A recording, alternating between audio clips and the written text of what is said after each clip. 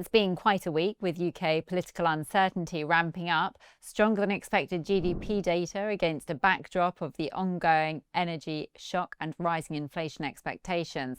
To talk us through the moves in the gilt market, I'm joined by rates trader Shriya Samarth. Thank you for joining us, Shriya. Thanks for having me. So following last week's disastrous local elections here in the UK, the pressure has really ramped up on Prime Minister Keir Starmer. And the latest is that Wes Streeting, the Health Secretary, has resigned, potentially paving the way for a leadership challenge. Do you think the markets are underpricing UK political risk? And what do you think could trigger investors to start demanding a higher risk premium for holding gilts? Yes, I think markets are unsure of what to do with this information. It's not really enough to make a decision one way or the other.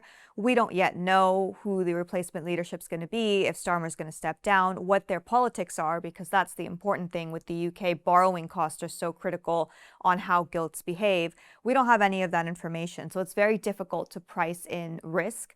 But I will say, from what it looks like now, we've seen gilt yields in the 10-year space sell off, at least 70 basis points since this whole oil crisis started.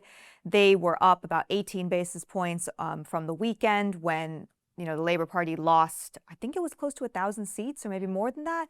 So they have certainly been trending that way. But then today, gilts rallied a little bit because there was a hint of certainty.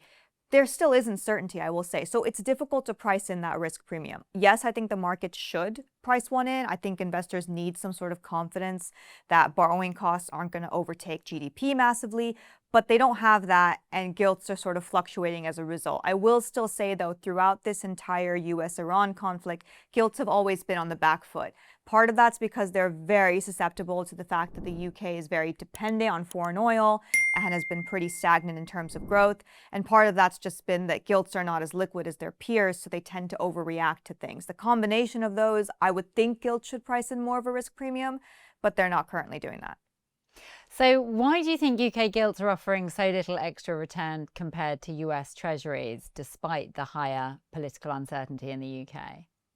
I think it's a little bit misleading what's going on in the UK. It's certainly a political crisis, but it's not a crisis of confidence. It's not a sell UK trade. We've seen a couple of these, and what happens in a sell UK trade or any sell trade, sell US, is you see that sovereign yield rise, indicating that people are selling that asset, and you also see the currency start to wobble and fall. You've not seen that happen with sterling yet. It's held pretty stable. There's a lot of reasons why. Dollar's been very confusing with the commodities space and also what's going on geopolitically, but gilts have sold off, sure. In conjunction, sterling hasn't really. I think it's still about, 135 against the dollar. That's actually above the 6-month average of 134. And it wasn't even there 2 years ago, right? We were struggling to break 130. So it's not a sell UK trade. It's not a crisis of confidence. And therefore, it makes it really difficult to say, gilts should have a certain risk premium. But that being said, if you compare the two, if you look at a 10-year US Treasury and a 10-year gilt from an investor's perspective, you are getting a few more basis points of yield pickup if you buy that gilt, but a few more basis points doesn't really capture the situation here. And that's the problem. You would expect that to be more valued, more risk, more return. But because the FX is still holding steady, you're not really seeing that translate into a comparable trade. Yeah, that's interesting. And when you talk about the FX and you talked about the US dollar, obviously it's difficult to do the comparison, but even against the euro, sterling is holding up pretty well. So it sort of, proves that point that you're saying it's not that sellout. And even the FTSE 100, I mean, still equities are having a great time generally. Yeah. So it's definitely not the same panic that you would expect. I mean, we've had a few instances where we've had complete lack of faith in the UK government. Rachel Reeves gave a speech, it was in July last year, and we saw a little bit of that trade come through where gilts are selling off and sterling is starting to fall. We didn't really see that here. So until that starts to happen, it doesn't really justify pricing in that risk premium completely, at least from the FX angle. But I would argue, yes, in terms of comparing a much riskier gilt, a much more volatile gilt to a US Treasury, that should be priced in, but it's not really. That could change, and I guess that's where trading opportunities come in. And then sort of thinking about expectations surrounding the Bank of England and interest rate hikes, the market's pricing in around 70 basis points of hikes from the BOE before the end of this year. Do you think that's too aggressive? I mean, where do you see rates ending this year? Yeah, I mean, I wish I had a crystal ball. I luckily remortgaged at the end of last year, but I do feel for people trying to do that now. Um, I wouldn't say the rate path of 70 basis points priced in by the end of this year is aggressive, but I would say that it is surprising and perhaps unlikely.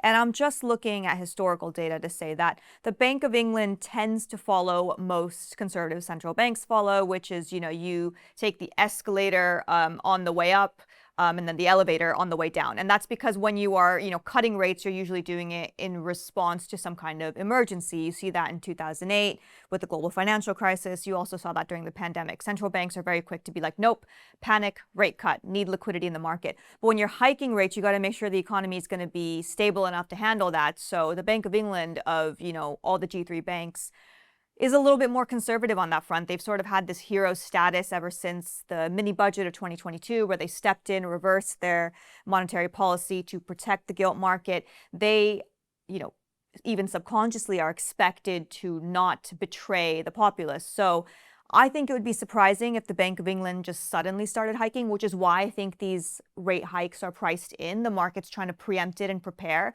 That's what happened in summer 2023. We got a 50 basis point hike, but everybody expected that to happen. It wasn't a surprise. So I think the market could be getting ahead of itself, trying to reassure itself, trying to protect itself. But that doesn't necessarily mean the Bank of England is going to hike that much. Reminder that we were on a rate cut path just a few months ago. So that's a huge change. Yeah, I think things can certainly move around, and I wouldn't hang my hat on any direction one way or the other. I would just say that the Bank of England is unlikely to surprise people.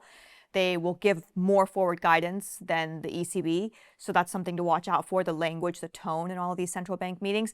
And I also think a couple of trades come up if you are convinced that the Bank of England's not going to hike as much as 70 basis points. Let's say they only hike, 25 basis points.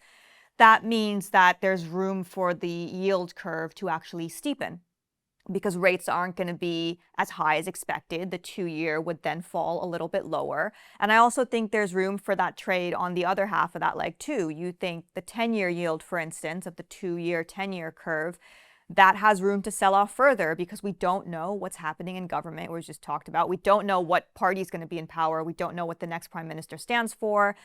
Are they going to spend more money, less money? I mean, public sector net borrowing is still a very high figure overall. CPI has been above 3% for over a year. It's not ever been past that 2 number, except for I think it was briefly in 2024.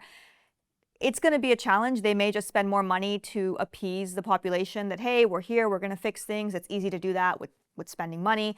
So you could see the belly of the curve, those yields start to rise. And then at the same time, you could see Bank of England rate cuts start to come off a little bit, and you see that difference between the two start to widen. I wouldn't be surprised if that happens. There's certainly forces in both directions that could encourage that. But a lot of moving parts here, really difficult to keep track. Just trying to keep up, really. Definitely. Well, thank you. You've given us plenty to be watching out for. Thanks. For more videos like this, please like and subscribe.